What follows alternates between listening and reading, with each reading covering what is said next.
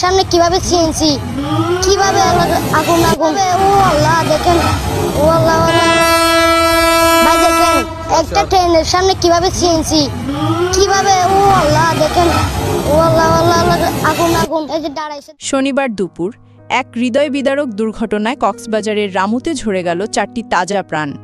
তাদের মধ্যে ছিল একটি নিষ্পাপ শিশু যার চোখে ছিল অদেখা পৃথিবীর স্বপ্ন। তাকে পৃথিবী খুব বেশি দিন আপন করে নিতে পারল না।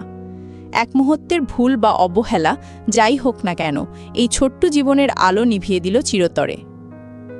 রামুর রশিদনগর থেকে ভাড়ুয়াখালী যাচ্ছিল একটি সিএনজি অটোরিকশা। জীবনের স্বাভাবিক ছন্দে চলতে চলতে হঠাৎই সব থমকে গেল।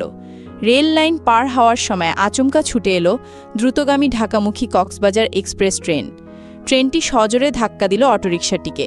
এটি শুধু ধাক্কা ছিল না, যেন ছিল মৃত্যুর এক নির্মম থাবা। ট্রেনটি অটোরিকশাটিকে প্রায় 1 কিলোমিটার দূর পর্যন্ত টেনে হিচড়ে নিয়ে যায়। মুহূর্তে ডুমরে মুচড়ে গেল সিএনজিটি, আর সেখানেই নিথর হয়ে পড়ে রইল 4টি প্রাণ। খবর পেয়ে দ্রুত ছুটে আসে ফায়ার সার্ভিস ও রেলওয়ে পুলিশ। তারা উদ্ধার করে মর্মান্তিক ওই মরদেহগুলো, যা প্রেরণ করা হয় কক্সবাজার সদর হাসপাতালের মর্গে। নিহতদের পরিচয় শনাক্ত করার চেষ্টা চলছে, কিন্তু তাদের শোকের ভারে ভারাক্রান্ত পরিবারগুলোর পরিচয় হয়তো আর কখনো জানা যাবে না। স্থানীয়দের অভিযোগ, এই রেল ক্রসিংটিতে দীর্ঘদিন ধরে কোনো গেটম্যান ছিল না, তাই এটি যেন মৃত্যুফাদ হয়ে উঠেছিল।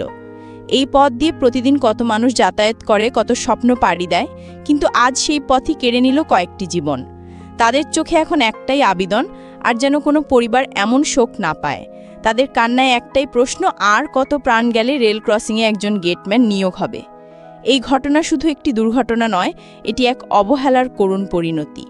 রামু থানার ওসি মোহাম্মদ তৈয়বুর রহমান দুর্ঘটনার বিষয়টি নিশ্চিত করেছেন এবং জানিয়েছেন আইনগত ব্যবস্থা প্রক্রিয়াধীন। কিন্তু আইনি ব্যবস্থার চেয়ে বড় প্রশ্ন, এই মৃত্যুর দায় কার?